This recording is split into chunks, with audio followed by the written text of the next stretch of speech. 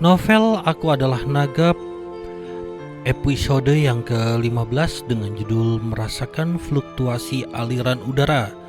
Selamat menikmati serial novel ini. Aku Adalah Naga 15. Dengan raungan, dunia menjadi sunyi. Serangan Wang Hao terus berlanjut hingga ke gunung, membelah seluruh desa menjadi dua. Kekuatan semacam ini bisa dikatakan sebagai tanah longsor. Sulit membayangkan serangan seperti itu bisa dilakukan oleh seseorang dengan kondensasi Qi tingkat ketiga. Biaya serangan Wang Hao juga relatif tinggi. Binatang raksasa yang telah ditransformasi oleh api hantu pemakan jiwa itu terbaring tak jauh di depan Wang Hao. Ada sedikit keengganan di matanya. Akhirnya, di bawah tatapan Wang Hao, ia pun pingsan. Wang Hao gemetar seluruh badannya. Pakaiannya sudah robek karena tak mampu menahan tekanan, memperlihatkan badannya yang kelelahan. Dia tahu dia telah mencapai batasnya, tetapi dia tetap berjalan maju perlahan-lahan. Ia tak mampu menahan tekanan itu dan jatuh ke tanah. Ia tahu ia tak bisa berdiri, tetapi ia tetap merangkak mendekati Qiu Yingying. Akhirnya, setelah waktu yang entah berapa lama, ia sampai di hadapan Qiu Yingying. Dengan susah payah, ia meletakkan tangannya di wajah Qiu Yingying yang halus, dan menyentuh wajahnya hingga mencapai telapak tangannya. Dia memegang tangan Qiu Yingying erat dengan tangan kanannya, dan akhirnya menutup matanya dengan puas. Hahaha, dasar bodoh. Apa kalian menindasku karena aku jomblo? Hahaha. Api hantu pemakan jiwa berdiri dari tanah dengan susah payah dan datang ke sisi Wang Hao dan Qiu Yingying. Hahaha, kau pikir kau bisa mengalahkanku hanya dengan seranganmu itu? Kau pasti bercanda. Lao Yao adalah jiwa di alam transformasi spiritual. Hahaha, sekalipun kau melukai badan medisku, kau takkan bisa melukai kekuatan spiritualku. Hahaha, kalian gak ngangka. Hahaha, kalian gak ngangka aku yang ketawa terakhir. Hahaha. Hantu api pemakan jiwa menatap kedua orang di tanah dengan ekspresi muram, keserakahan di matanya. Haha, aku akan menerima dua kesadaran alam kondensasi Qi. Haha. Setelah berkata demikian, hantu api pemakan jiwa hendak mengulurkan tangannya, tetapi begitu mengulurkan tangannya, sesuatu yang memalukan terjadi, yakni tidak dapat menangkap Wang Hao dan yang lainnya. Kutu kupret, badan obatku sudah mati. Aku hanya punya kesadaran spiritualku sekarang, jadi aku tidak bisa menangkap mereka sama sekali. Tanpa badan obatku, aku tidak bisa menyerap kesadaran spiritual mereka. Bagaimana mungkin aku bisa lupa? Api hantu pemakan jiwa mengumpat dengan marah. Itu hanya ramuan obat, bukan manusia atau makhluk roh. Manusia dan makhluk roh bisa menyentuh benda fisik dengan kesadaran spiritual mereka, tapi itu tidak bisa. Itu hanya ramuan obat. Ia tidak memiliki entitas hidup.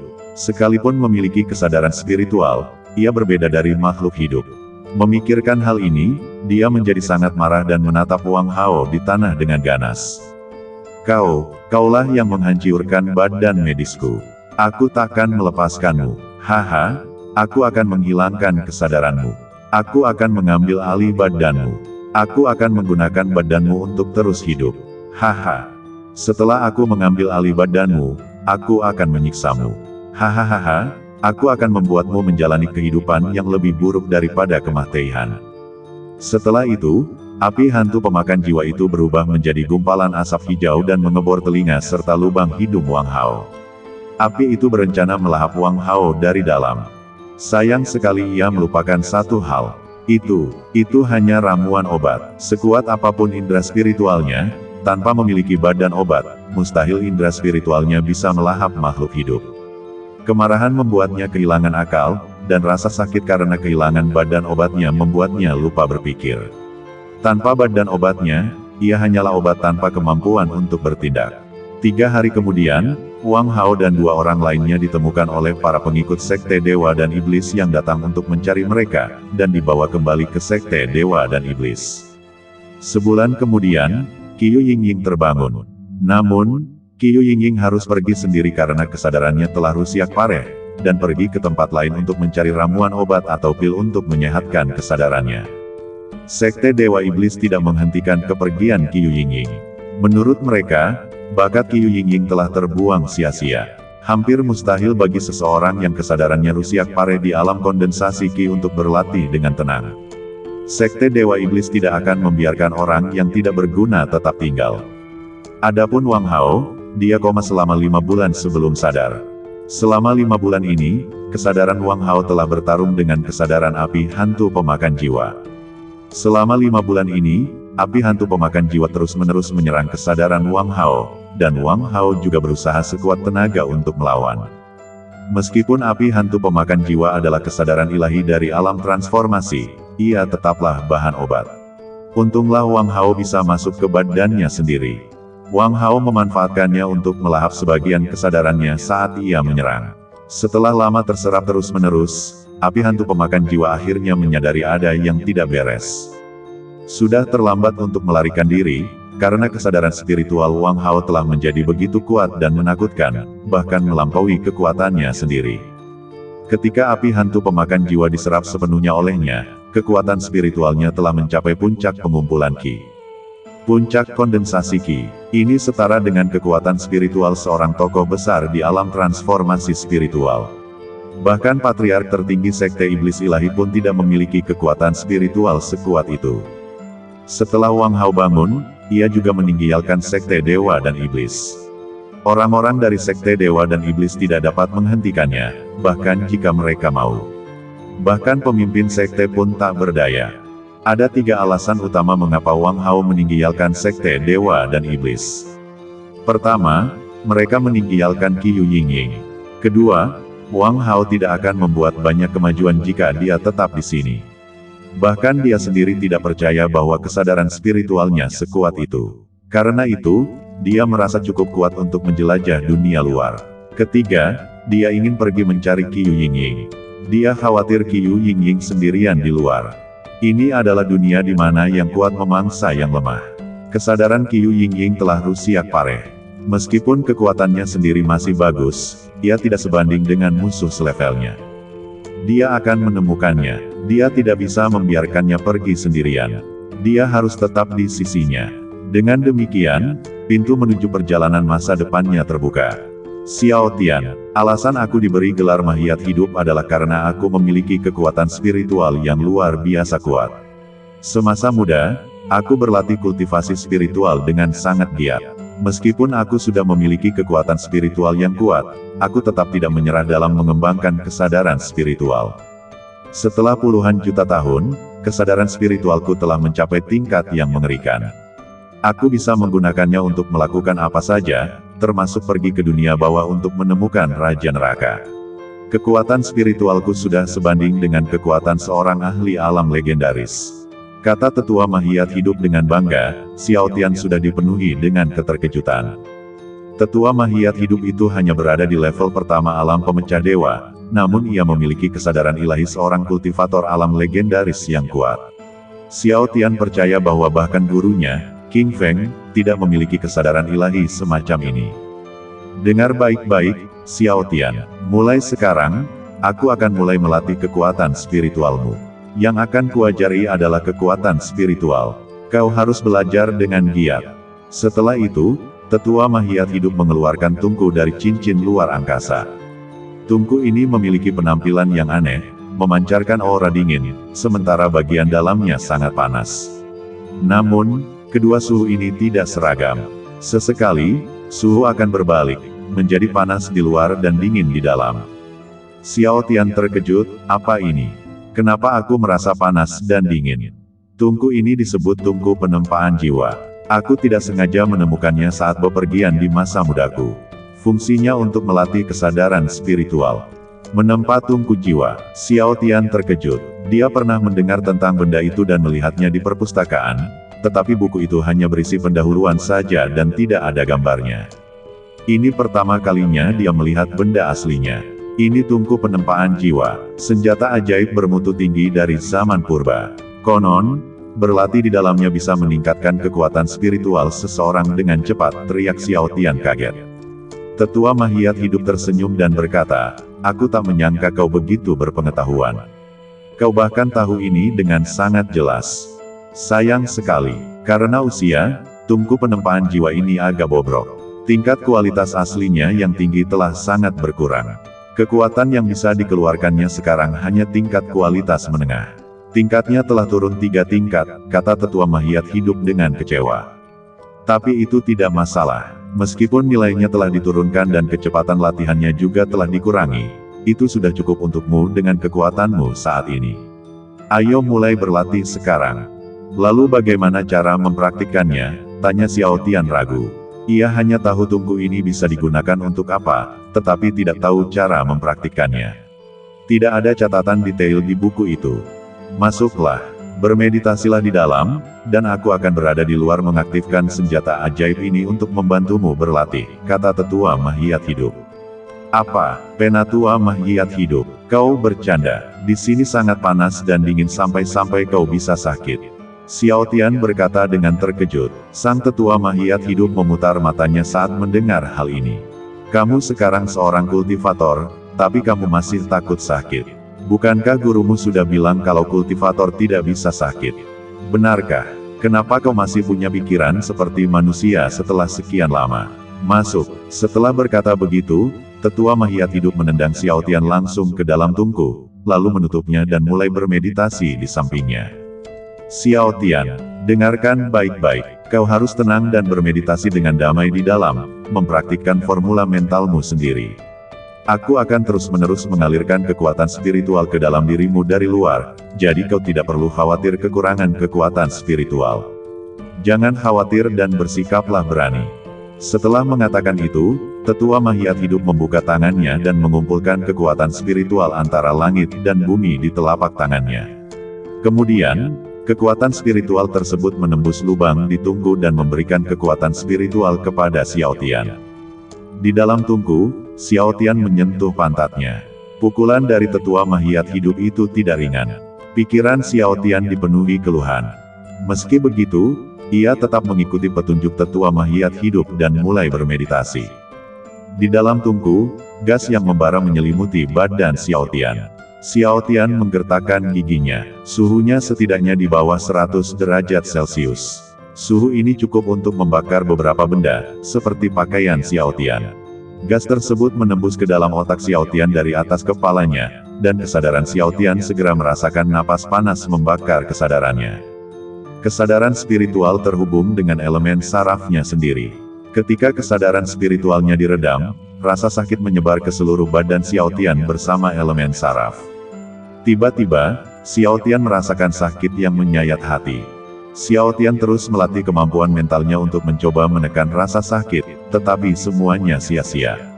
Rasa sakitnya tidak berkurang sama sekali. Sejumlah besar kekuatan spiritual mengalir ke seluruh badannya, mengamankan rasa sakit. Kekuatan spiritualnya terus-menerus terkuras, tetapi rasa sakitnya tidak kunjung mereda. Pada saat ini, panas dalam tungku tiba-tiba menghilang, digantikan oleh hawa dingin yang sejuk. Menghadapi perubahan mendadak itu, Xiao Tian agak lambat bereaksi. Terlebih lagi, pakaiannya terbakar, dan ia tidak punya apapun untuk menghangatkan diri. Xiao Tian menggigil kedinginan, dan giginya terus bergemeletuk. Xiao Tian kembali menggunakan kekuatan spiritualnya untuk melawan dingin, yang tentu saja sangat menguras tenaga. Kekuatan spiritual Xiao Tian langsung terkuras habis. Untungnya, ada sesepuh Mahiyat hidup di luar yang terus-menerus mengirimkan kekuatan spiritual kepadanya, kalau tidak Xiao Tian tidak akan mampu menanggungnya. Udara dingin, seperti udara panas, juga memasuki otak Xiao Tian dari ubun-ubun kepalanya. Kesadarannya, yang baru saja dilatih oleh udara panas, kembali terbungkus udara dingin sebelum mendingin. Kali ini, rasa sakitnya bahkan lebih hebat dari sebelumnya. Xiao Tian tak kuasa menahan diri untuk memuntahkan seteguk darah. Rasa sakitnya lebih parah daripada terbakar panas. Ia sendiri tak sanggup lagi menahannya. Xiao Tian, percepat operasinya. Semakin jauh kau masuk ke dalam tungku ini, semakin hebat rasa sakit yang akan kau rasakan. Kalau kau tidak tahan, beritahu aku sebelumnya. Kalau tidak, kau akan kehilangan nyawamu. Pada saat ini, suara tetua Mahiyat hidup datang dari luar. Xiao Tian menggertakkan giginya dan mulai mempercepat langkahnya. Kecepatan ini 2 kali lebih cepat daripada saat dia berlatih sebelumnya. Sungguh, menurut tetua Mahiyat hidup, pergerakan kekuatan spiritual juga akan semakin cepat seiring dengan peningkatan kecepatan formula mental. Tak lama kemudian, rasa sakit yang dialami Xiao Tian memang sedikit berkurang. Meskipun hanya sedikit berkurang, mungkin karena sedikit rasa sakit inilah Xiao Tian dapat menyelamatkan hidupnya. Xiao Tian sangat gembira. Ternyata, semakin cepat keterampilan itu dilatih, semakin berkurang rasa sakitnya. Tak lama kemudian, udara dingin menghilang lagi, dan udara panas kembali. Menghadapi perubahan mendadak ini, Xiao Tian masih tak bereaksi. Ibarat memasukkan sepotong baja panas membara ke dalam es. Jika tidak ditangani dengan baik, baja tersebut akan pecah berkeping-keping dan berubah menjadi tumpukan besi tua. Kesadaran Xiao Tian seperti ini. Ia bagaikan baja. Hanya dengan menguasainya, seseorang dapat menahan perubahan mendadak. Jika seseorang tidak mampu menahan perubahan mendadak, ia akan hancur seperti baja. Kesadaran Xiao Tian juga akan rusak parah. Ini tidak diragukan lagi suatu taruhan. Tetua Mahiyat hidup sangat jelas tentang hal ini, jadi ia meminta Xiao Tian untuk memberitahunya terlebih dahulu jika ia tidak sanggup menanggungnya. Saat menggunakan benda ini, ia mengandalkan kesadaran spiritualnya yang kuat untuk menanggungnya. Xiao Tian tidak memiliki kesadaran spiritual sekuat dulu, jadi dia agak khawatir. Jika sesuatu terjadi pada Xiao Tian, dia tidak bisa menjamin bagaimana King Feng akan menghukumnya. Seiring berjalannya waktu, Xiao Tian mulai terbiasa dengan perubahan mendadak ini. Tentu saja, ia hanya terbiasa dengan perubahan mendadak itu, tetapi ia sama sekali tidak terbiasa dengan rasa sakitnya. Badannya setidaknya mampu menahan panas dan dingin, tetapi bagi jiwanya, itu hanyalah siksaan yang menyakitkan. Setelah beberapa hari pemulihan, Xiao Tian merasa hampir pulih. Ia meregangkan badan dan otot-ototnya. Tungku penempaan jiwa itu benar-benar benda yang bagus. Sekarang aku bisa merasakan hal-hal yang berjarak beberapa kilometer. Indra spiritualku jauh lebih kuat dari sebelumnya. Xiao Tian hanya bisa mendesah. Lumayan, lumayan. Kesadaran spiritualmu memang meningkat pesat bulan ini. Pria tua Mahiyat hidup itu memang hebat, kata Tetua Jifeng. Penatua Jifeng, apa yang harus kita lakukan selanjutnya? Aku akan mengajarimu beberapa keahlianku. Keahlianku adalah kecepatan, dan aku sangat ahli dalam hal kecepatan, jawab Penatua Jifeng. Kecepatan, apakah keterampilan ini perlu diajarkan oleh seseorang? Xiao Tian tidak bisa menahan diri untuk bertanya-tanya. Penatua Jifeng tersenyum. Pertama-tama, izinkan saya memberitahu Anda tentang peran kecepatan. Kecepatan adalah sesuatu yang harus dimiliki setiap orang, karena kecepatan dapat memberi Anda peluang dan keyakinan untuk menang dalam pertempuran. Misalnya, jika Anda melawan lawan yang levelnya sama dan tidak bisa menentukan pemenangnya, apa yang harus Anda lakukan? Tanya Penatua Jifeng tiba-tiba. Xiao Tian menjawab tanpa ragu, tentu saja, untuk menggunakan kesadaran spiritual untuk menarik pihak lain. Tetua Jifeng tercengang dan tak bisa berkata-kata. Ia sekarang sedang memberikan pengalaman kecepatan, tetapi bocah ini malah berkata untuk menggunakan indera spiritual untuk menarik. Bagaimana jika pihak lain memiliki senjata ajaib yang dapat memblokir kesadaran spiritual? Penatua Jifeng bertanya lagi. Xiao Tian berpikir sejenak dan berkata, kalau begitu, ini semua tentang senjata ajaib. Mari kita lihat senjata ajaib siapa yang lebih canggih. Penatua Jifeng memutar matanya. Ia benar-benar terkejut dengan jawaban Xiao Tian. Bagaimana jika kamu tidak bisa menggunakan indera spiritual atau senjata sihirmu? Apa yang harus kamu lakukan? Apakah pemenangnya ditentukan oleh kecepatan? Jawab Xiao Tian. Penatua Jifeng tersenyum tipis. Anak ini akhirnya mengerti dan alisnya sedikit mengendur. Namun, apa yang dikatakan Xiao Tian selanjutnya hampir membuat Penatua Jifeng jatuh. Aku mengerti. Kunci untuk menentukan kemenangan atau kekalahan dengan kecepatan adalah semakin cepat seseorang bisa kabur. Semakin cepat seseorang kabur, semakin cepat pula dia. Kamu sangat berbakat. Tetua Jifeng sangat marah. Bocah bau, apa kau mau kabur? Setelah berkata begitu, Tetua Jifeng menjentik dahi Xiao Tian dengan jarinya. Xiao Tian berteriak dan terlempar. Penerbangan ini bukan penerbangan biasa. Xiao Tian terbang langsung ke langit dengan kecepatan yang luar biasa. Xiao Tian kaget. Kalau jatuh dari tempat setinggi itu, dia pasti hancur berkeping-keping. Dia langsung ketakutan dan pikirannya kosong. Dia kini berada beberapa ribu meter di udara, dan Penatua Jifeng berdiri di tanah, tersenyum padanya. Tepat saat Xiao Tian jatuh dengan kecepatan yang sangat cepat, Penatua Jifeng akhirnya bergerak.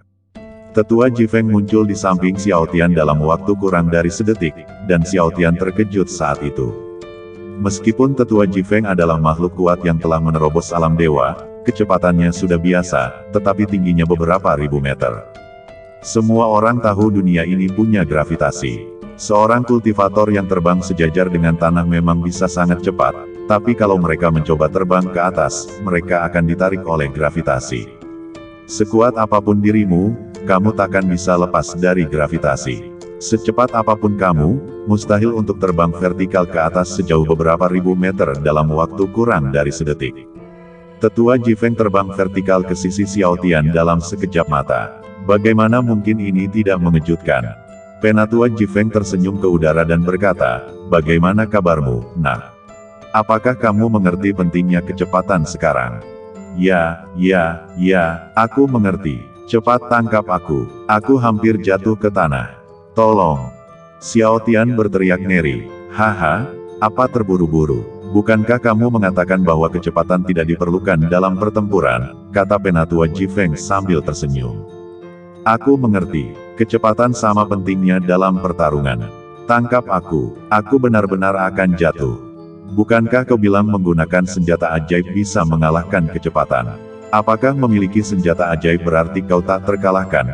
tanya Penatua Jifeng sambil tersenyum.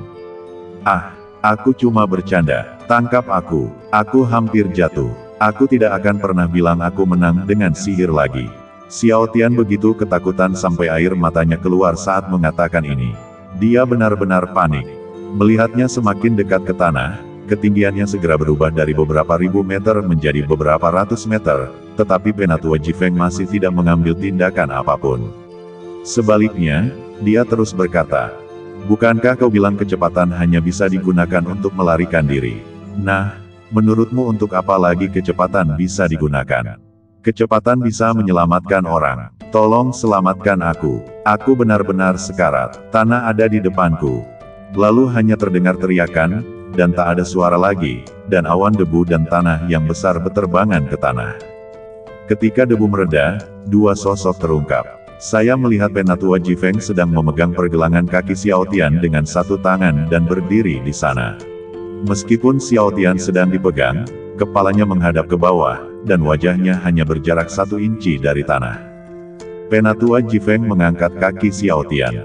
Xiao Tian memutar matanya, mulutnya berbusa, dan pingsan. Tetua Jifeng menepuk wajah Xiao Tian dengan tangannya, tak bisa berkata apa-apa.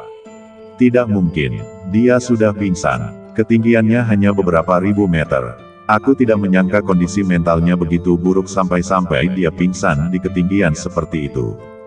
Setelah berkata demikian, Tetua Jifeng mengeluarkan sebuah pil dari tangannya dan langsung memasukkannya ke dalam mulut Xiao Tian. Pil ini disebut pil Kingxin. Pil ini dapat membantu mereka yang meminumnya untuk menjernihkan pikiran dan memfokuskan perhatian, serta menghilangkan depresi batin. Pil ini terutama digunakan untuk mengobati pasien autisme, vertigo, dan aklimatisasi. Pil ini cukup mahal di luar sana, jadi aku akan memberikannya kepadamu. Soal kapan kamu bangun, itu tergantung pada kekuatan mentalmu. Waktu berlalu sedikit demi sedikit. Selagi Xiao Tian tak sadarkan diri, Tetua Jifeng pergi ke hutan tak terbatas 3 kali untuk mencari beberapa tanaman obat dan beberapa binatang mistis. Bahan-bahan obatnya hampir semuanya adalah obat-obatan untuk meningkatkan kondisi fisik, dan binatang-binatang mistis yang dicarinya adalah yang berhubungan dengan kecepatan. Misalnya, burung suanling, rusa gunung, buaya penyeberang sungai, ular sanca hijau hutan, kelinci kerbau gunung, dan serigala angin. Ramuan dan kulit binatang roh atau binatang dewa ini dapat digunakan, terutama untuk membuat beberapa ramuan dan agen penghancur badan.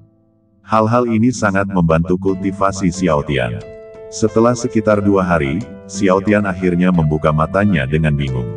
Begitu terbangun, Tetua Jifeng mengeluarkan sebuah panci besar dari cincin luar angkasa miliknya dan menuangkan semua ramuan yang telah disiapkannya ke dalam panci itu.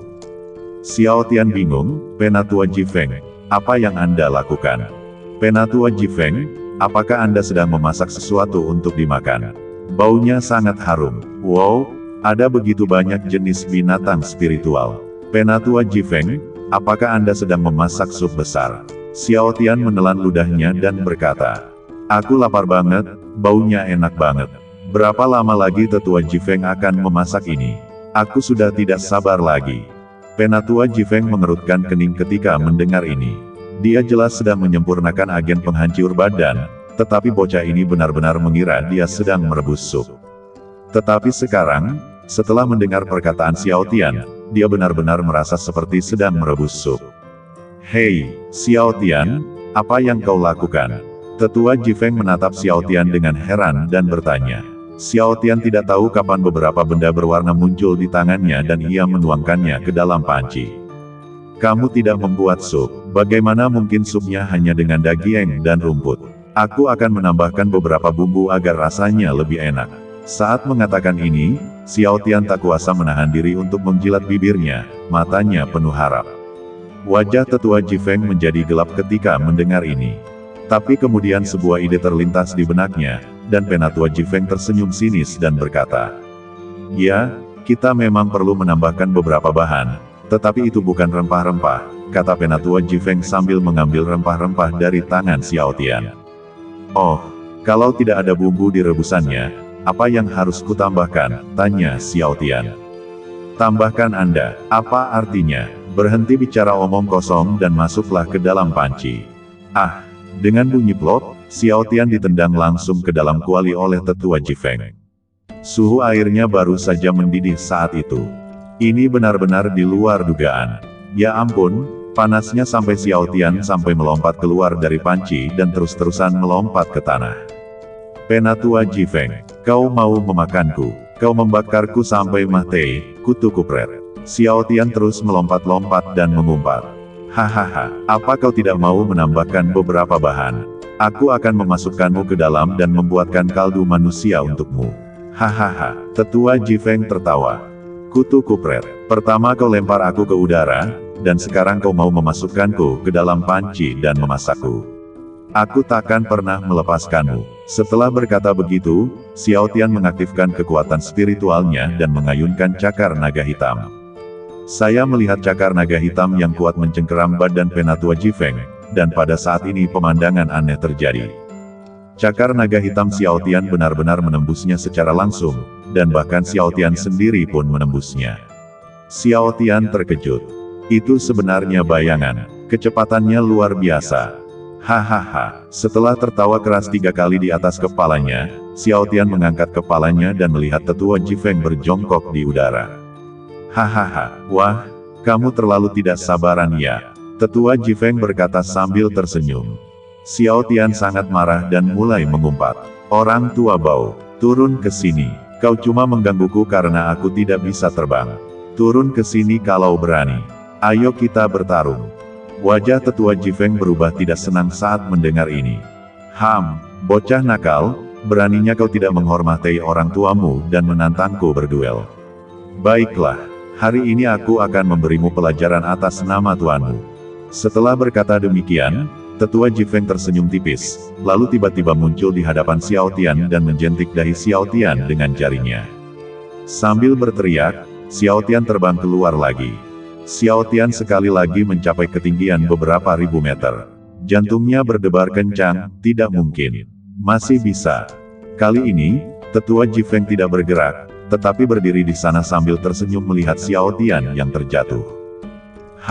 Teruslah berpura-pura. Pada akhirnya, kau tetap harus menangkapku. Xiao Tian berpikir begitu dalam hatinya. Setelah terakhir kali, Xiao Tian jelas sudah sedikit beradaptasi. Meskipun dia masih sangat takut, dia tidak percaya. Dia tidak percaya Penatua Jifeng akan membiarkannya jatuh seperti ini. Seperti dugaan Xiao Tian, tepat ketika Xiao Tian tinggal 1 inci lagi dari tanah, ia berhenti lagi, karena tiba-tiba, Penatua Jifeng muncul di belakangnya lagi, memegangi pergelangan kakinya dengan 1 tangan. Sama seperti terakhir kali, wajah Xiao Tian hanya sedekat itu dengan tanah. Xiao Tian menghela napas lega ketika melihat ini. Sebenarnya, dia juga sangat takut tadi. Dia benar-benar takut tetua Jifeng akan meninggalkannya sendirian dan membiarkannya jatuh. Sekarang tampaknya taruhannya benar. Wah, Kamu jadi jauh lebih berani. Terakhir kali kamu menangis, tapi kali ini kamu hanya memejamkan mata. Kemajuan yang bagus, puji Penatua Jifeng. Xiao Tian menghela napas. Ia tidak tahu apa yang sedang terjadi. Sekalipun ia membuat sedikit kemajuan, mustahil baginya untuk beradaptasi lagi, kan? Hanya Penatua Jifeng yang diam-diam bahagia. Efek Xiao Tian jelas berkat pil King Feng. Sepertinya kualitas psikologis Xiao Tian cukup baik. Ia menjadi mahir untuk kedua kalinya. Tunggu, jangan puji aku dulu. Kita selesaikan masalah ini dulu. Kutu kupret tua itu benar-benar melemparku ke dalam panci dan merebusku. Aku ingin kau menjelaskannya padaku. Kalau tidak, aku tidak akan membiarkanmu pergi. Xiao Tian menemukan sebuah batu dan duduk di atasnya dan berkata. Tetua Jifeng terdiam. Betapa pendendamnya anak ini. Itu hanya luka bakar. Apa seserius itu? Baiklah, biar aku jelaskan padamu. Pertama, buka bajumu, kata Penatua Jifeng. Xiao Tian tercengang, lepaskan bajumu. Apa yang akan kau lakukan? Meskipun dia ragu, dia tetap mendengarkan kata-kata Tetua Jifeng dan menanggalkan pakaiannya. Penatua Jifeng tersenyum dan berkata, lihatlah badanmu sendiri dan lihat apakah ada perubahan. Xiao Tian langsung memeriksa badannya ketika mendengar itu. Setelah memeriksa, wajah Xiao Tian yang awalnya marah berangsur-angsur menjadi bersemangat. Hahaha, bagaimana? Apakah ada perubahan pada badanmu? Tanya Penatua Jifeng sambil tersenyum. Xiao Tian sangat senang dan berkata dengan penuh semangat. Saya baru saja memeriksa beberapa tendon dan vena saya, dan saya menemukan beberapa di antaranya tampak menjadi lebih fleksibel. Tendon dan vena yang awalnya mati kini menjadi sangat aktif. Tetua Jifeng tertawa terbahak-bahak, benar sekali. Meridianmu yang lebih mati itu sebenarnya adalah meridian yang belum kau buka. Ramuan di dalam potku bernama agen penghancur badan. Fungsi utamanya adalah membuka beberapa urat dan vena yang tersumbat. Setelah urat dan vena ini terbuka, ramuan ini akan memainkan peran penting dalam perkembanganmu di masa depan. Lebih hebatnya lagi, setelah membuka urat dan vena ini, kau bisa berlatih keterampilan unikku. Kau senang, kan? Xiao Tian mengangguk penuh semangat, tetapi dia mulai merasa malu lagi. Tendon dan vena saya baru saja dibuka untuk pertama kalinya. Mungkin sulit untuk benar-benar membuka tendon dan vena yang tersumbat ini. Dasar bocah nakal, apa kau lupa ramuan penghancur badanku? Apa kau tidak dengar apa yang kukatakan tadi? Ada apa dengan telingamu? Xiao Tian tertegun, agen pemecah badan. Lalu tatapan Xiao Tian tertuju pada panci itu, dan dia tak dapat menahan diri untuk tidak menggigil dalam hatinya.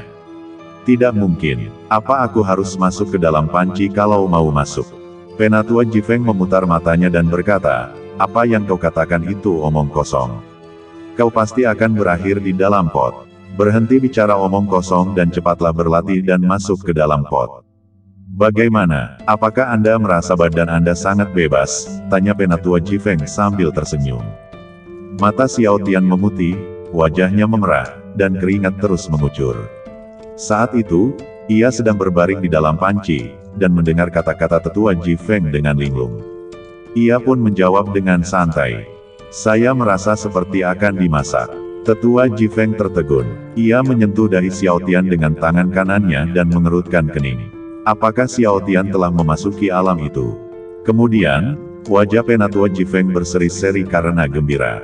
Ia tidak menyangka Xiao Tian akan mencapai level itu di awal. Sepertinya bakat Xiao Tian bahkan lebih kuat dari sebelumnya.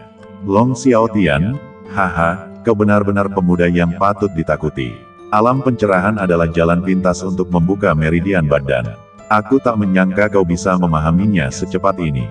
Sepertinya kau tak perlu berendam dalam hal ini dalam beberapa hari.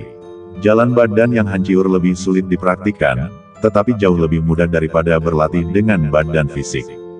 Hal utama tentang penghancuran badan adalah merendamnya dalam obat dan menggunakan khasiat obat untuk merangsang tendon dan vena agar terbuka.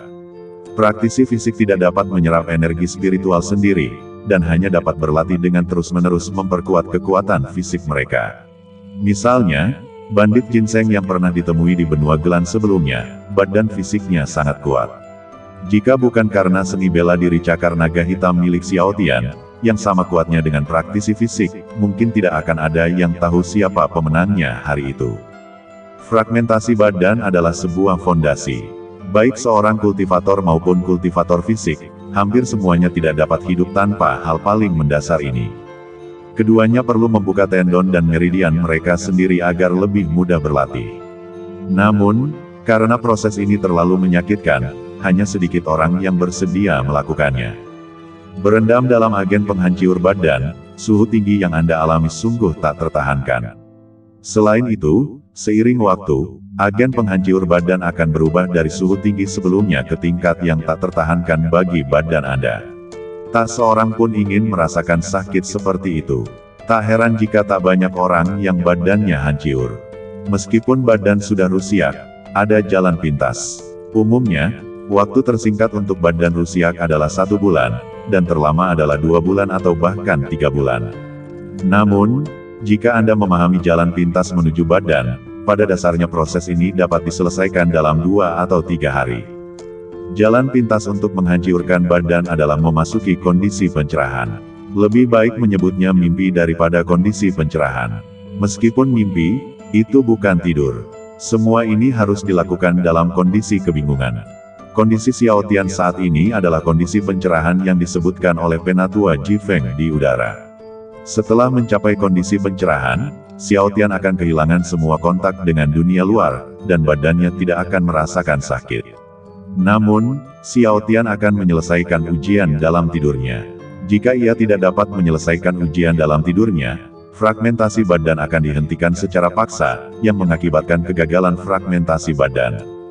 Penatua Jifeng tidak tahu harus senang atau khawatir. Memasuki kondisi ini memang jalan pintas yang istimewa, tetapi jika ia tidak bisa melewatinya dengan lancar, ia akan tersesat. Tidak hanya itu, bahkan upayanya untuk menghancurkan badannya sendiri di masa depan pun mustahil. Nah, ayolah, aku tidak bisa mengendalikan pencerahanmu. Semuanya tergantung padamu. Aku hanya bisa melindungimu. Di mana aku? Gumam Xiao Tian pada dirinya sendiri sambil melihat lingkungan sekitar yang asing. Aku ingat aku seharusnya berlatih di kedalaman hutan tak terbatas. Bagaimana aku bisa sampai di sini? Ini tidak terlihat seperti hutan tak terbatas. Saya melihat Xiao Tian sendirian di tengah hutan lebat. Meskipun ada pepohonan di sekelilingnya, hutan itu tidak sepadat hutan tak terbatas. Tidak ada auman binatang buas di hutan tak terbatas.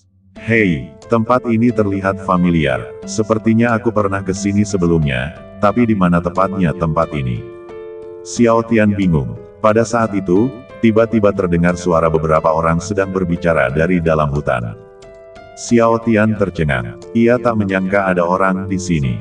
Ia bisa memanfaatkan kesempatan ini untuk mencari tahu tempat apa ini.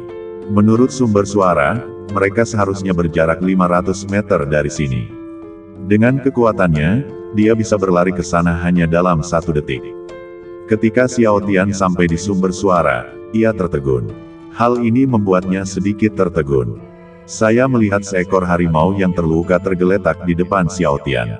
Ekor harimau itu berbeda dari harimau lainnya. Ternyata itu ular. Melihat Xiao Tian ini, semuanya menjadi lebih jelas dari sebelumnya. Bukankah ini monster yang membunuh ayahnya?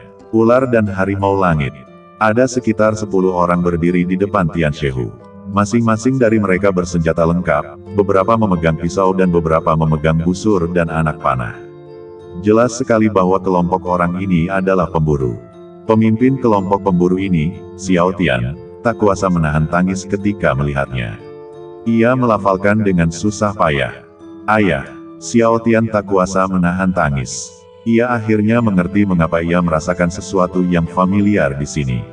Bukankah ini kampung halamannya? Benua Wanlong. Bukankah ini hutan tempat Xiao Tian berasal saat pertama kali berburu?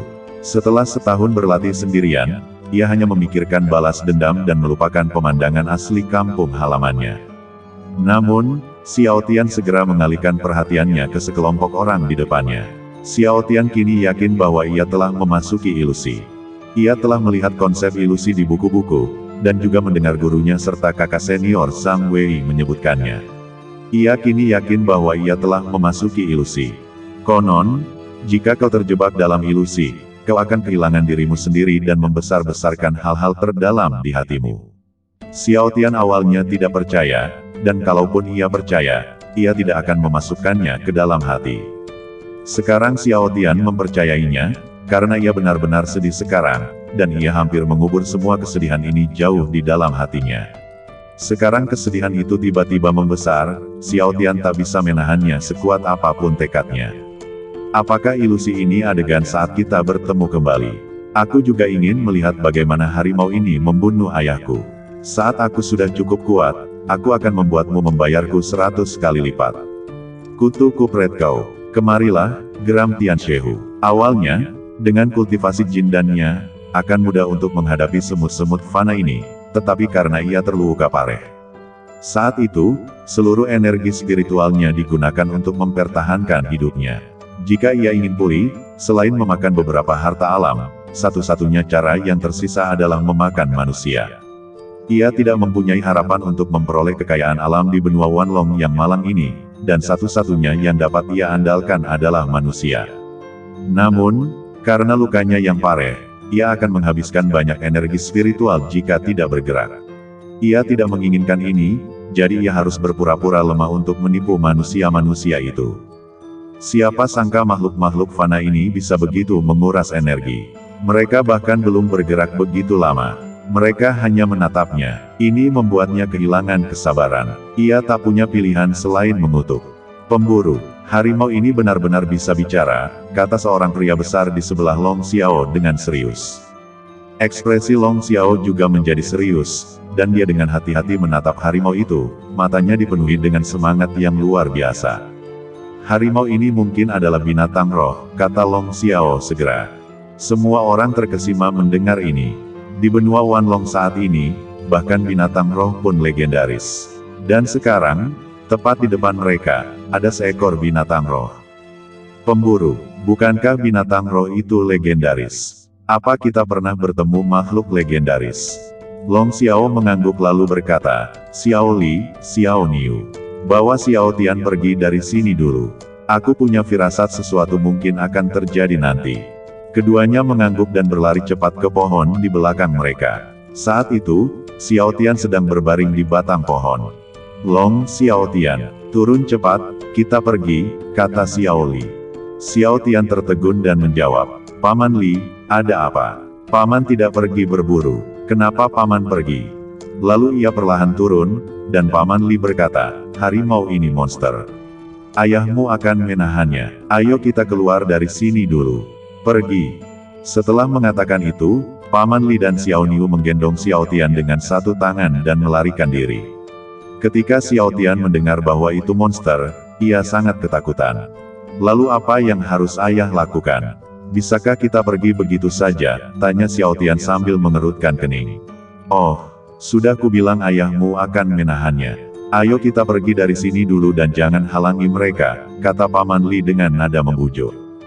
Di sisi ini, Long Xiao menatap harimau di depannya dengan ekspresi serius, dan wajahnya tampak sangat gelisah. Binatang roh pemberani, aku tidak peduli dari mana asalmu. Aku sarankan kau segera pergi dari sini. Kami, tim pemburu angin dan pemburu matahari, jangan dianggap remeh, teriak Long Xiao keras. Hahaha, manusia biasa benar-benar tahu bahwa aku adalah binatang roh dan tidak takut padaku. Bagus sekali, kau benar-benar berani, kata Tian Shehu. Tapi nak, kau tahu, di dunia ini di mana yang kuat memangsa yang lemah, keberanian saja tidak cukup. Di dunia ini, yang benar-benar kita butuhkan adalah yang kuat. Long Xiao terkejut, harimau ini benar-benar memanggilnya anak laki-laki. Sepertinya harimau ini juga monster tua yang sudah hidup lama. Ini memang dunia di mana yang kuat memangsa yang lemah. Tapi kalau aku tidak salah, kau pasti terluka. Apa kau pikir harimau yang terluka sepertimu bisa menandingi begitu banyak dari kita, kata Long Xiao. Setelah Long Xiao selesai mengatakan ini, semua orang yang hadir mengeluarkan senjata masing-masing dan melangkah menuju Tian Shehu. Momentum semua orang melonjak dan mereka sama sekali tidak mau menunjukkan kelemahan.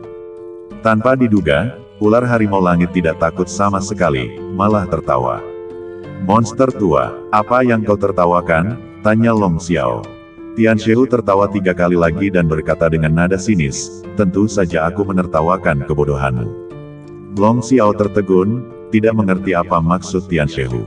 Hahaha, aku, monster setinggi 7 kaki, adalah ramuan emas yang kuat. Aku bisa terbang ke surga dan ke bumi. Aku bisa mendominasi suatu wilayah. Bahkan jika aku terluka, kalian manusia fana takkan mampu menghadapiku. Nah, hati-hati dengan kata-katamu. Jangan mahtei tanpa tahu bagaimana kau mahtei.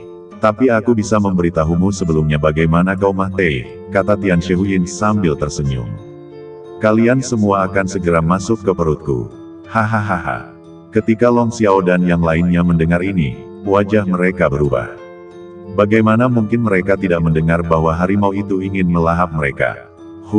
Aku tidak peduli kau punya pil emas, pil perak, atau pil perunggu. Kau pikir kami takut pada makhluk roh sepertimu? Saudara-saudara, ayo, tunjukkan betapa kuatnya kita. Long Xiao meraung. Semua orang bersorak, tampak sangat mengesankan. Mereka yang membawa busur dan anak panah mengeluarkan busur dan anak panah mereka sendiri dan menembak harimau ular langit. Semua anak panah mengenainya.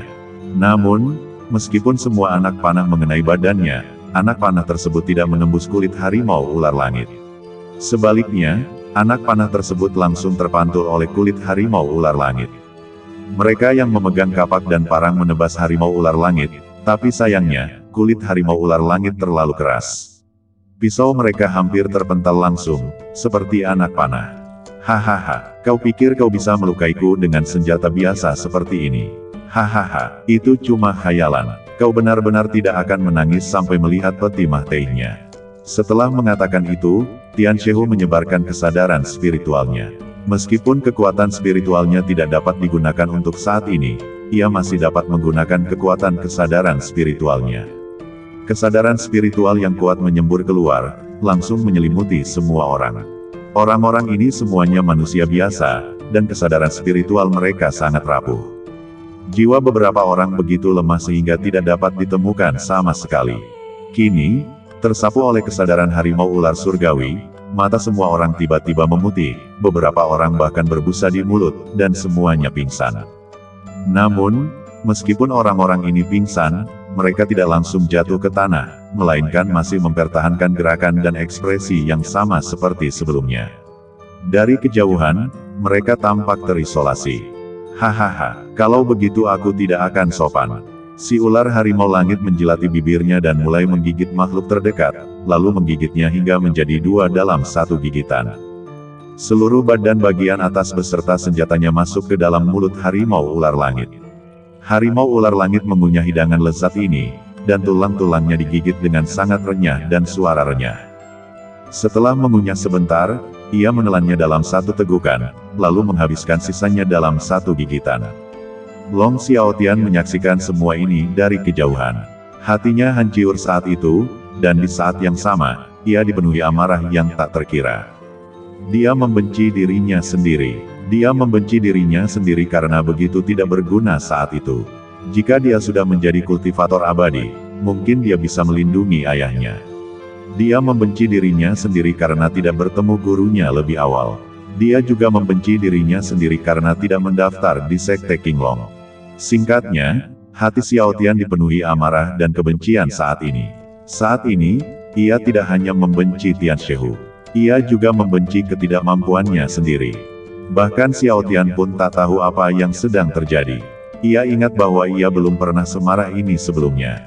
Mungkin karena ia terjebak dalam ilusi, dan ilusi-ilusi ini semakin memperbesar kebencian di hatinya. Xiaotian ingin keluar dan membantu. Tapi dia tahu itu sia-sia. Karena dia tahu benda-benda dalam ilusi itu hampir tidak memiliki substansi. Dia juga pernah mencoba hal ini, karena dia sedang marah dan ingin mencari pohon untuk ditinju guna melampiaskan kemarahannya. Tetapi ketika dia meninju pohon-pohon besar tersebut, dia tidak menyentuhnya sama sekali.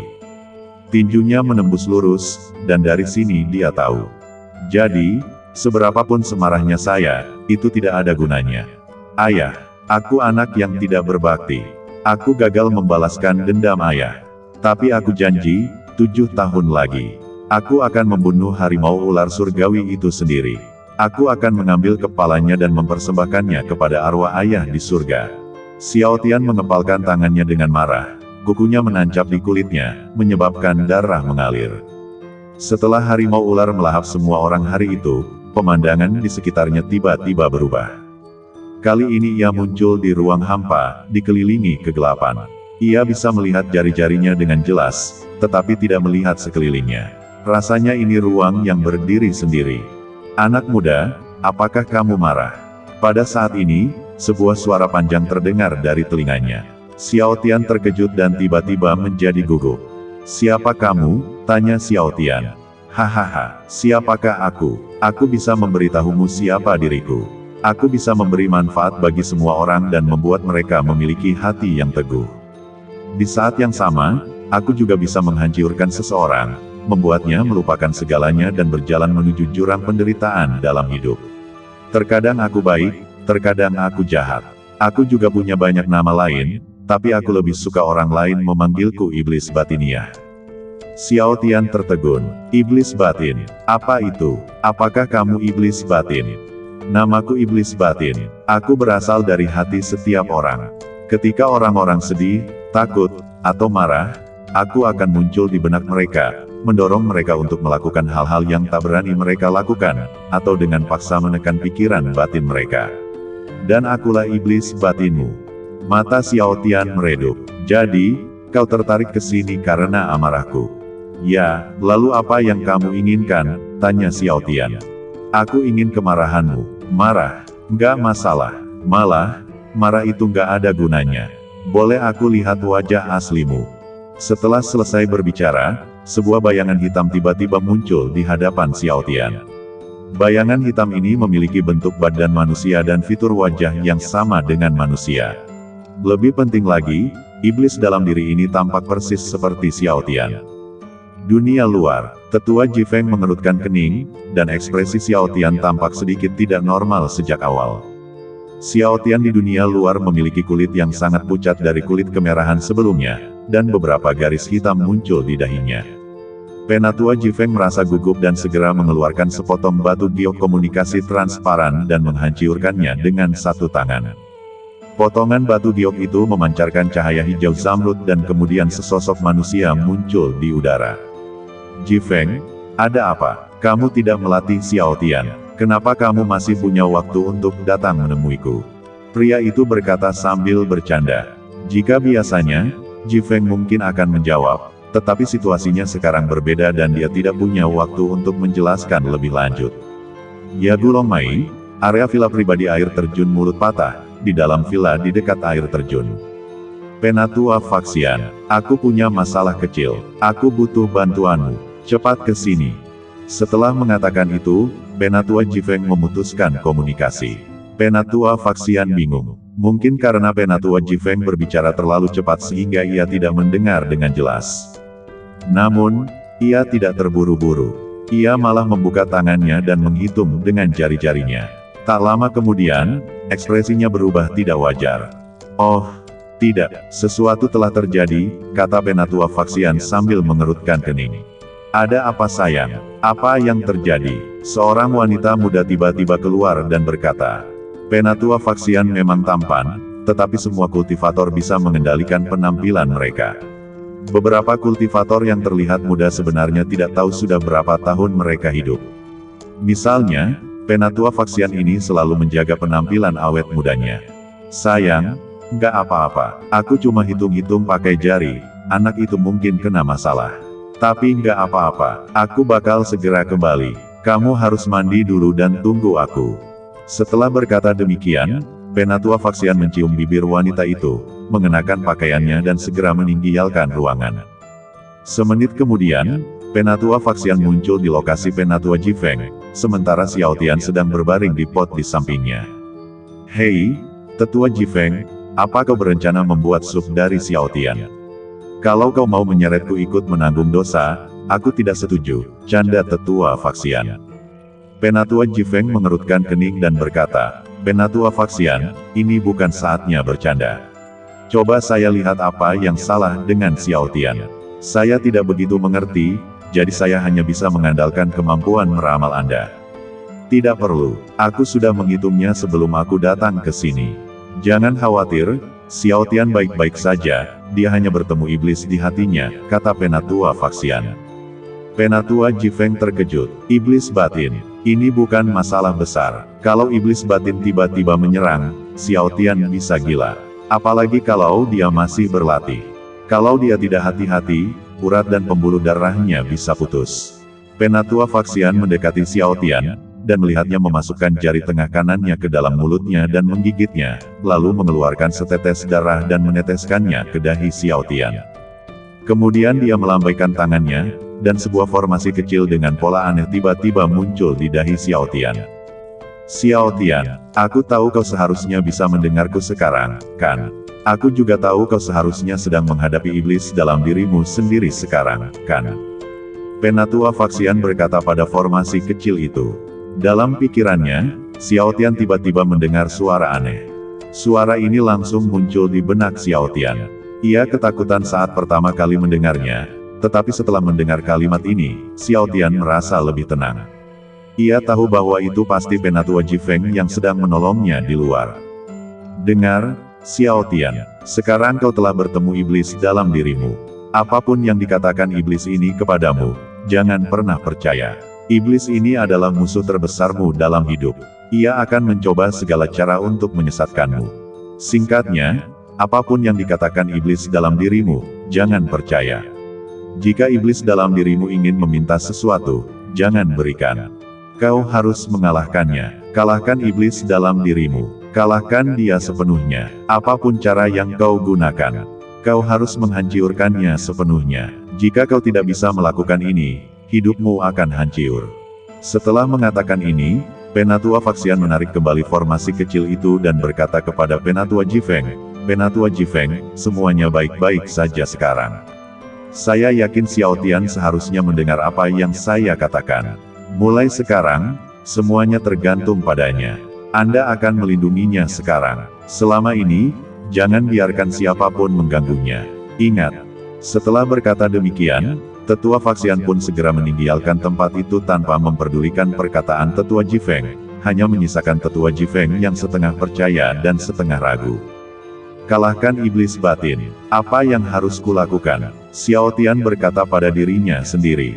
Ketika setan dalam hati mendengar hal itu, raut wajahnya berubah drastis.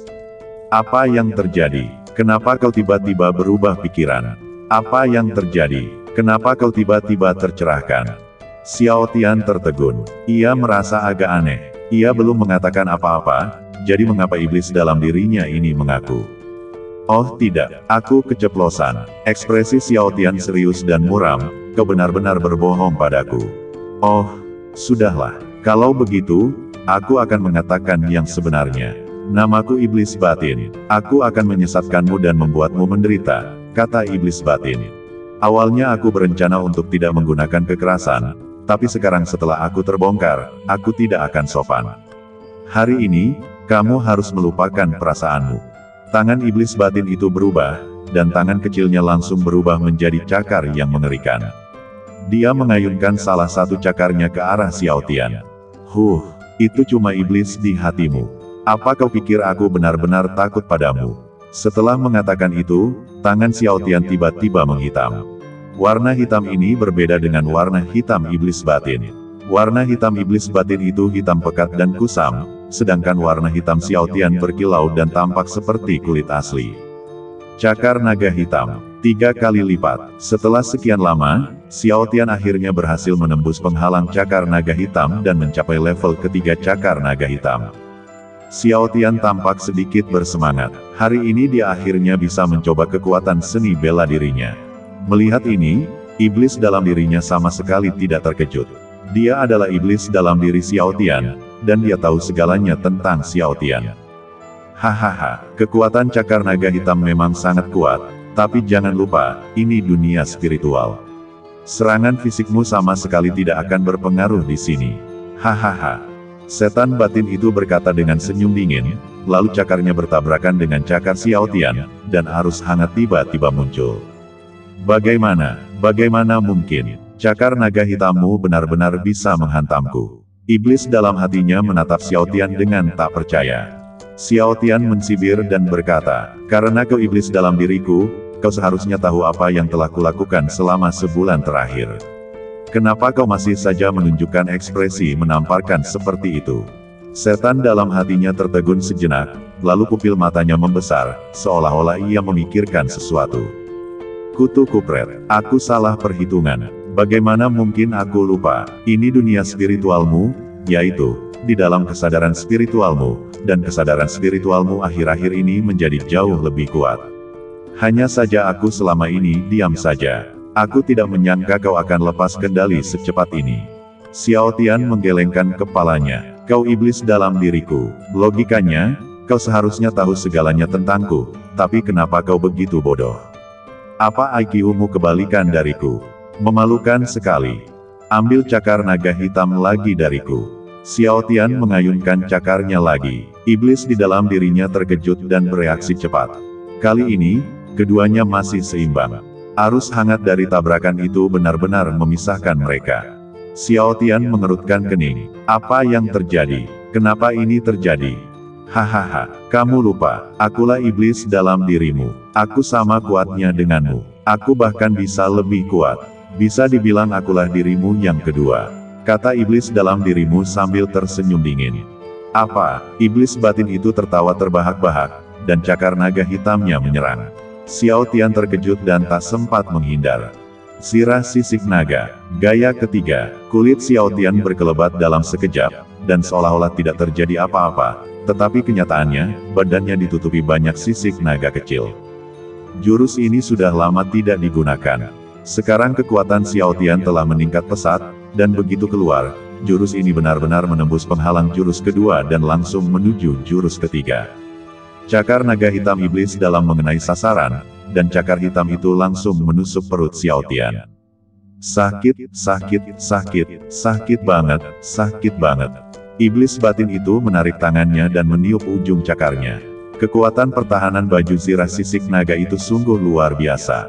Bahkan seni bela diri ofensifmu yang selevel, cakar naga hitam, tak berguna di hadapan baju zirah ini. Kutu kupret, licik banget sih. Tanganku sakit, rasanya kayak kejepit pintu. Setan dalam dirinya terus-menerus meniup tangannya dan berkata. Xiao Tian melirik ke tempat ia baru saja diserang dan mendapati bahwa, meskipun terlindungi oleh armor sisik naganya, kulitnya sebenarnya sedikit tergores. Meskipun ketebalannya hanya kurang dari setengah milimeter, ini saja sudah cukup untuk membuktikan betapa kuatnya iblis dalam dirinya. Jika itu dia, ia yakin ia tidak akan pernah bisa melakukan ini. Kutu kupret, bajuku robek karena seranganmu. Xiao Tian tidak peduli dengan kulitnya. Ia hanya melirik sekilas dan fokus pada bajunya. Setan dalam hati tercengang ketika mendengar ini, pakaian. Kutu kupret, kau tahu berapa banyak baju yang kuganti tahun ini? Xiao Tian mengepalkan tinjunya dan berkata dengan wajah muram. Kutu kupret, gila ya, kita lagi ribut nih. Ngapain peduliin baju, kata iblis dalam hati dengan tidak sabar. Diam, tahukah kau dulu, saat aku ingin membeli baju, ayahku hanya akan membelikannya untukku saat malam tahun baru. Meskipun lingkungan tempat tinggalku jauh lebih baik sekarang, baju masih sangat langka, teriak Xiao Tian dengan keras. Iblis di dalam hatinya berkeringat dingin, kau bercanda. Kau kan muridnya King Feng. Kau bisa mendapatkan apapun yang kau mau hanya dengan mengulurkan tangan. Kenapa kau masih meributkan baju lusuh itu? Wajah Xiao Tian langsung menjadi gelap saat mendengar ini. Kau iblis dalam dirimu dan kau tak pernah terpapar dunia luar. Apa yang kau tahu? Apa kau tahu orang-orang di luar sana bahkan tak berganti pakaian? Tahu nggak, orang-orang di luar sana gak ganti baju selama ratusan tahun, bahkan puluhan ribu tahun. Iblis di dalam hatinya tercengang, orang-orang di luar, tidak berganti pakaian. Menjijikkan sekali. Setan dalam hati tak kuasa menahan muntah, lalu lanjut bertanya, apa mereka tidak merasa kotor?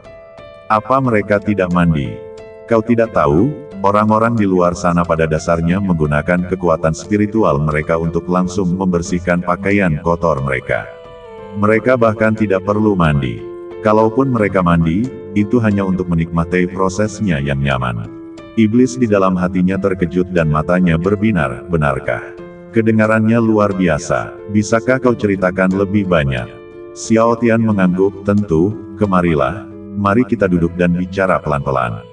Aku bisa memberimu gambaran singkat tentang kehidupan di luar sana. Setelah mengatakan itu, Xiao Tian melambaikan tangannya, dan tiba-tiba sebuah meja dan dua bangku muncul di depannya. Satu set perlengkapan teh tertata rapi di atas meja. Setan dalam, apa ini? Xiao Tian, ini adalah peralatan minum teh, untuk minum teh. Teh, apa itu? Kau bercanda, kau bahkan tidak tahu apa itu teh.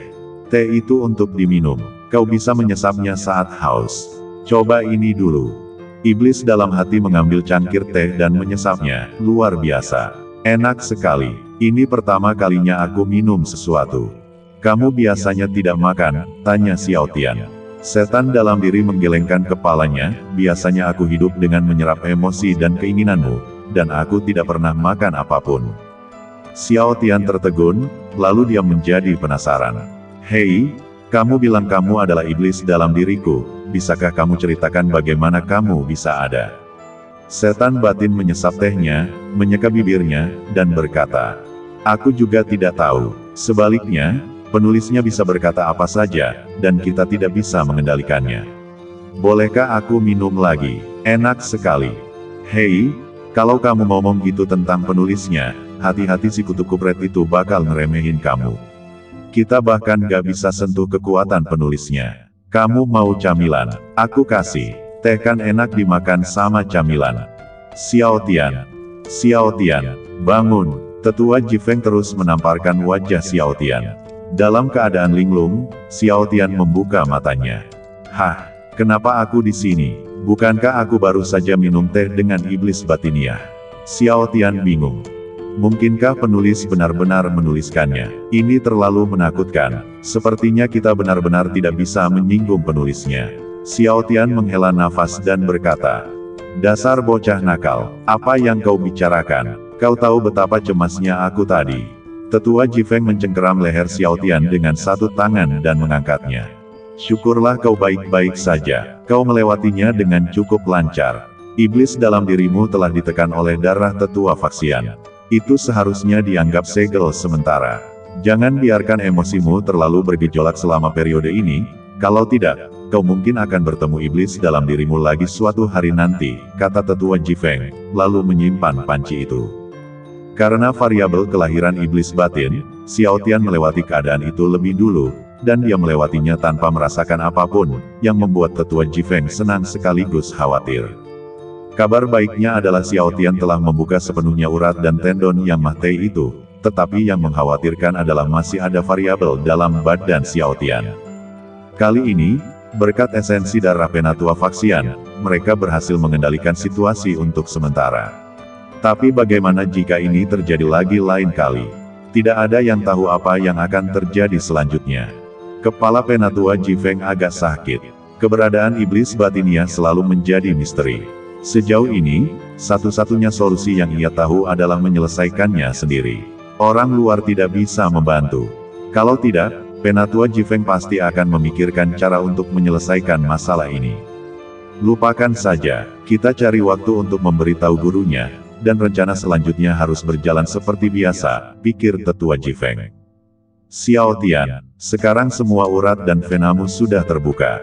Tidak ada lagi urat dan vena yang mahtai di badanmu. Rasakan sekarang, apa yang kau rasakan? Ketika Xiao Tian mendengar ini, dia segera menutup matanya dan mulai merasakan. Tidak lama kemudian, ekspresi Xiao Tian menjadi sangat gembira. Penatua Jifeng, saya merasakannya. Penatua Jifeng tersenyum dan berkata, apa yang Anda rasakan? Saya merasakan arus udara di sekitar saya, mereka terus bergerak. Mereka terbang keluar dari hutan dan membentuk sungai di udara, bergerak dalam pola yang teratur. Mereka tampak terburu-buru, bergerak sangat cepat, tanpa sengaja membawa pergi dedaunan hutan dan aroma rerumputan. Mereka mengalir melalui badanku dan mengalir melalui pembuluh darahku. Xiao Tian menarik napas dalam-dalam dan berkata, Penatua Jifeng, apa sebenarnya arus udara ini? Aku belum pernah melihatnya sebelumnya. Penatua Jifeng tersenyum sedikit dan berkata, anak bodoh, arus udara ini adalah kekuatan spiritual langit dan bumi. Kekuatan spiritual langit dan bumi. Ya, kekuatan spiritual langit dan bumi. Sebelumnya, kau hanya bisa merasakan kekuatan spiritual secara kasar atau sporadis. Setelah semua urat dan pembuluh darahmu terbuka, kau akan merasakan sungai yang terdiri dari kekuatan spiritual. Tetua Jifeng tertawa. Xiao Tian terkejut. Bukankah kekuatan spiritual yang ia rasakan saat mulai berlatih adalah kekuatan spiritual yang sesungguhnya? Menanggapi pertanyaan ini, Penatua Jifeng menjelaskan dengan serius. Kekuatan spiritual langit dan bumi, seperti kita para kultivator, juga memiliki kekuatan yang berbeda-beda. Sedikit kekuatan spiritual yang Anda rasakan sebelumnya dapat dirasakan oleh semua orang, tetapi selama kekuatan spiritual ini berkumpul, mereka akan membentuk aliran kekuatan spiritual, yaitu sungai yang Anda sebutkan. Ketika sungai-sungai energi spiritual bertemu di satu titik, setetes cairan spiritual akan terbentuk di sana. Cairan spiritual itu sebesar setetes air. Setiap tetes cairan spiritual mengandung banyak energi spiritual. Misalnya, jika Anda mendapatkan setetes cairan spiritual, maka Anda akan memiliki kesempatan untuk berhasil menembus ke tingkat berikutnya. Benda ini hanya berguna bagi kalian yang lebih lemah. Semakin tinggi level kekuatan kalian, semakin banyak cairan spiritual yang kalian butuhkan. Ketika kalian mencapai level tertentu, cairan spiritual tidak akan berguna lagi bagi kalian. Pada saat itu, kalian akan membutuhkan mata air spiritual. Ketika sejumlah cairan spiritual muncul di satu tempat pada waktu yang bersamaan, ditambah sedikit keberuntungan, sebuah mata air spiritual akan lahir. Kekuatan spiritual yang terkandung dalam sedikit mata air spiritual saja sudah cukup untuk memungkinkanmu menembus beberapa level dalam sebulan.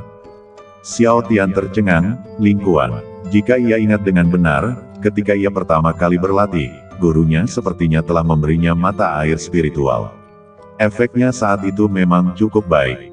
Hanya dalam 2 bulan, ia berubah dari manusia biasa menjadi master pendirian fondasi. Ia telah mencapai alam utama, atau lebih. Tentu saja, ini tidak menutup kemungkinan bahwa Xiao Tian pada saat itu tidak dapat merasakan keberadaan kekuatan spiritual langit dan bumi. Pada saat itu saja, Xiao Tian telah memperoleh kekayaan yang begitu besar. Bisa dibayangkan bahwa Xiao Tian sekarang dapat merasakan keberadaan kekuatan spiritual. Ketika ia bertemu kembali dengan mata air spiritual itu, betapa besar kemajuan yang akan ia buat. Soal mata air spiritual, bukankah Sekte King Yun punya banyak? Tanya Xiao Tian. Ia ingat gurunya pernah bercerita bahwa ada kolam besar mata air spiritual seperti ini di inventaris Sekte King Yun.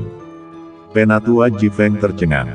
Dia tidak menyangka Xiao Tian tahu hal ini. Sekte King Yun memang memiliki kolam mata air spiritual yang luas, yang lebarnya ratusan kilometer. Tapi tahukah Anda bahwa mata air spiritual ini diperuntukkan bagi murid-murid yang berprestasi? Xiao Tian sangat bingung saat mendengar ini.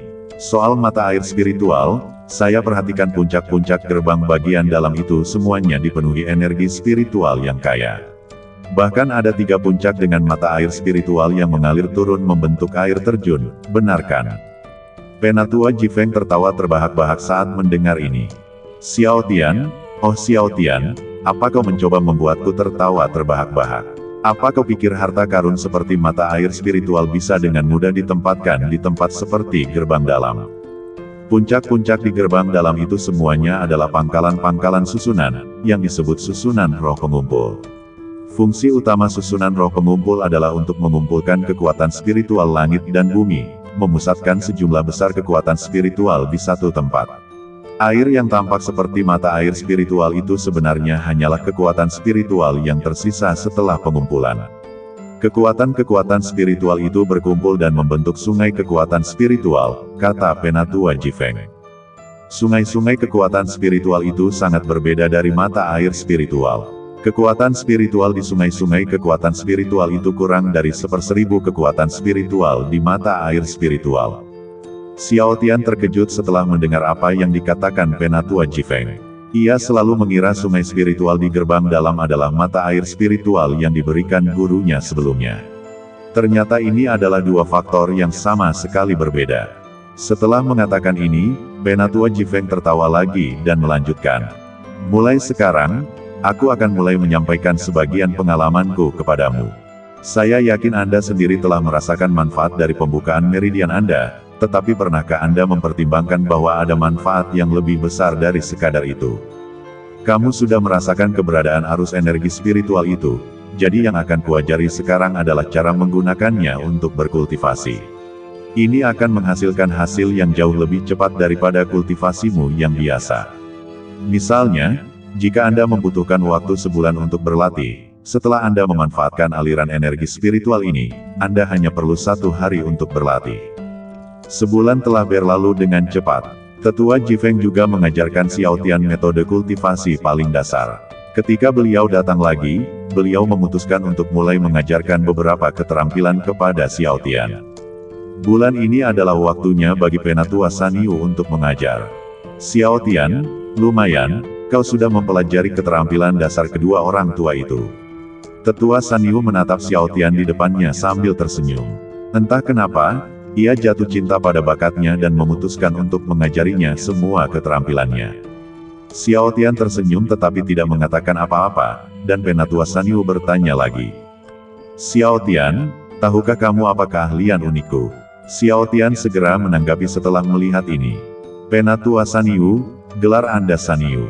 Sanyu sebenarnya memiliki arti lain, yaitu banteng penguasa. Banteng penguasa sebenarnya adalah binatang mitologi yang hidup di pegunungan. Anda menyebut diri Anda Penatua Sanyu, jadi saya rasa Anda ada hubungannya dengan banteng penguasa ini, kan? Penatua Sanyu tersenyum tipis. Xiao Tian memang cukup pintar. Ia sudah bisa menebak situasi umum hanya berdasarkan ini. Ya, tebakanmu benar. Aku memang punya hubungan dengan makhluk mitos itu. Sayangnya, tebakanmu hanya setengah benar. Xiao Tian tertegun, dan Penatua Sanyu melanjutkan. Tyrannosaurus adalah binatang dewa. Sejak lahir, ia memiliki kultivasi alam pengumpulan Qi. Tyrannosaurus dewasa memiliki kekuatan keseluruhan setara puncak alam penghancur ilahi. Meskipun binatang dewa semacam ini tidak dapat dibandingkan dengan binatang dewa tingkat tinggi seperti klan naga atau klan Phoenix Langit, kekuatannya tidak bisa diremehkan. Setiap binatang dewa memiliki kemampuan unik yang mereka miliki sejak lahir. Kemampuan bawaan klan naga adalah napas naga, kemampuan bawaan klan Phoenix Langit adalah api abadi, dan kemampuan bawaan beruang angkasa adalah mengendalikan kekuatan ruang dan dapat mengambil benda dari udara. Dan kemampuan bawaan banteng penguasa memang sesuai namanya. Dimanapun ia berada, ia akan menjadi penguasa tempat itu. Kemampuannya adalah memerintah semua makhluk roh yang tingkatannya lebih rendah darinya untuk melakukan sesuatu. Terkadang, bahkan manusia dan makhluk suci pun dapat dikendalikan olehnya. Keterampilan ini juga cukup kuat, kata Penatua Sanyu. Xiao Tian merasa luar biasa ketika mendengarnya. Ia belum pernah mendengar situasi seperti mengendalikan makhluk lain. Meskipun dia telah melakukan banyak pekerjaan pada binatang spiritual dan binatang dewa di Sekte Qingyun sebelumnya dan telah membaca banyak informasi, materi-materi itu tidak pernah menyebutkan keterampilan bawaan binatang dewa. Penatua Sanyu, Anda mengatakan bahwa setiap binatang dewa memiliki kemampuan bawaannya sendiri, tetapi mengapa hal ini tidak tercatat dalam buku? Xiao Tian bertanya dengan bingung. Penatua Sanyu tertawa dan berkata, Xiao Tian, kamu terlalu percaya buku. Begini, membaca buku memang bisa menambah banyak pengetahuan, tapi tahukah kamu kalau beberapa catatan di buku belum tentu benar? Seperti kata pepatah, melihat itu percaya, mendengar itu menipu. Bahkan beberapa isi buku pun bisa saja salah. Kalau tidak melihatnya sendiri, rasanya sulit dipercaya. Lagi pula, banyak penipu di luar sana. Dalam keadaan normal, para makhluk suci jarang menggunakan kemampuan bawaan mereka. Mereka hanya melepaskannya ketika nyawa mereka terancam. Mereka tidak akan mudah menggunakannya dalam keadaan normal. Lagi pula, energi spiritual yang dibutuhkan untuk kemampuan bawaan mereka tidaklah sedikit. Hanya ketika mereka mencapai levelku, mereka akan berani menggunakannya dengan santai. Kalau tidak, begitu energi spiritual mereka habis, mereka bahkan tidak akan punya kesempatan untuk melarikan diri. Oleh karena itu, yang tercatat di dalam buku hanyalah informasi tentang binatang-binatang mistis tersebut. Paling banyak, hanya ada beberapa ilmu bela diri yang mereka kuasai, tetapi hanya sedikit informasi tentang kemampuan bawaan mereka, jelas Penatua Sanyu. Xiao Tian terkejut. Dia tidak tahu ada begitu banyak pengetahuan di luar buku. Sepertinya dia terlalu bergantung pada buku. Xiao Tian, aku tahu kau punya darah naga di badanmu. Sebenarnya, kau sudah setengah naga. Penatua Sanyu berkata. Xiao Tian terkejut dan merasa sedikit aneh. Bagaimana dia tahu kalau dia punya darah naga? Jangan kaget, gurumu sudah menceritakan segalanya tentangmu kepada kami. Kami semua, para tetua, juga tahu kau memiliki darah naga. Tetua Sanyu tersenyum dan menjelaskan. Xiao Tian tercengang. Ternyata gurunya yang mengatakan itu. Ia pikir ia telah terbongkar di suatu tempat. Penatua Sanyu tertawa terbahak-bahak sekali lagi dan berkata, Xiao Tian, sejujurnya, aku sebenarnya memiliki sedikit darah banteng penguasa di badanku. Xiao Tian terkejut ketika mendengar ini. Penatua Sanyu, mungkinkah Anda? Benar sekali, aku sama sepertimu, lahir dari persilangan antara monster mitologi dan manusia. Kemungkinannya juga 1:10 juta. Kau menjadi manusia naga, dan aku manusia sapi. Jadi, jangan kaget, kau memiliki garis keturunan tingkat tinggi dari klan naga, sementara aku memiliki garis keturunan tingkat tinggi dari banteng penguasa. Kurasa ini seharusnya mudah kau pahami, kan? Xiao Tian mengangguk setelah mendengar ini. Berita ini agak terlalu mengejutkan baginya. Tetua Sanyu, peringkat ke-7 di antara 9 tetua sekte Qingyun. Dia benar-benar orang yang luar biasa. Baiklah, Xiao Tian, aku tidak akan banyak bicara. Kalau kau ingin aku mengajarimu beberapa keahlianku, itu mustahil. Lagi pula, kekuatan garis keturunan kita berbeda. Paling-paling, aku bisa mengajarimu beberapa seni bela diri Overlord Bull, tapi aku akan mengajarimu hal-hal ini nanti. Bulan ini, aku ingin mengajarimu cara merangsang keahlian bawaanmu sendiri. Tetua Sanyu berbicara, dan wajah Xiao Tian berseri-seri karena gembira. Kemampuan bawaan. Tetua Sanyu pernah memberitahunya sebelumnya bahwa ia memiliki darah naga, jadi ia seharusnya memiliki kemampuan naga, napas naga. Xiao Tian samar-samar menantikannya. Ia juga ingin tahu apa napas naga ini dan bagaimana cara merekamnya. Aku tidak begitu memahami kemampuan nagamu, tapi aku akan menunjukkan kemampuan bawaanku, kata Tetua Sanyu. Setelah mengatakan itu, Penatua Sanyu menutup matanya. Xiao Tian juga berpura-pura melakukan hal yang sama dan menggunakan pengetahuan yang telah dipelajarinya sebelumnya untuk dengan hati-hati merasakan fluktuasi aliran udara di sekitar Penatua Sanyu. Yang memalukan adalah Xiao Tian tidak merasakan apa-apa. Tidak ada banyak fluktuasi energi spiritual di sekitar Penatua Sanyu, bahkan tidak ada aliran udara. Xiao Tian tiba-tiba merasa sedikit aneh, jadi ia mengubah metodenya dan menggunakan indera spiritualnya untuk merasakan keberadaan Penatua Sanyu. Namun, setelah indera spiritualnya sampai di sana, yang ia lihat hanyalah kekosongan, ketiadaan. Aneh, ada apa? Xiao Tian sangat bingung. Kalau tidak bisa merasakannya, coba saja cara lain. Xiao Tian membuka matanya dan langsung menghampiri Tetua Sanyu, mengamati dengan saksama. Namun, tidak ada gerakan apapun di sekitar Penatua Sanyu. Satu-satunya gerakan hanyalah napas Penatua Sanyu, yang sangat lambat, stabil, dan kuat. Bukan hanya itu, napasnya juga sangat teratur. Xiao Tian merasakan firasat buruk di hatinya. Tetua Sanyu memberinya firasat bahwa dia tertidur. Bersambung.